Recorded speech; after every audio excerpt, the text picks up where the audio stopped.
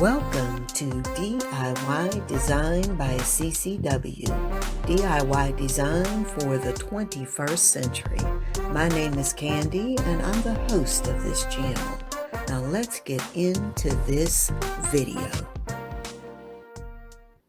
Well, hello everyone. Welcome to DIY Design by CCW. Thank you so much for tuning in today. Guys, you know what time it is. It is Tablescape Sunday. And of course, that means time for another Tablescape. This week, guys, we are doing the Father's Day Tablescape. And the host for this week, of course, every week or every Tablescape Sunday is hosted by the Diva Dynasty. But this week, the host is Miss Alberta. Now, what Miss Alberta wanted us to do was to do something in honor of our fathers. Now, she said that the table had to either be masculine or it could be rustic, but none of that glam. So you know that was a struggle for me because I am a glam girl. Now, the other members of the Diva Dynasty are Tammy, of Me, Myself, and DIYing It. And, of course, there's Lynn, Lynn's Lifestyle Living. And there's Geraldine of Diva Decorating. And of course, there's Cynthia, Shesobless. Now, these wonderful ladies, all five of them come together every 2 weeks. They host and co-host this Tablescape Sunday series. And again, if you don't know their channels, please go down, find the links in the description box, and make sure you go and pay them a visit today. Also, there will be a playlist down there so that you can go and find all the other creators that participated in this collaboration, and you're going to see some wonderful tablescapes.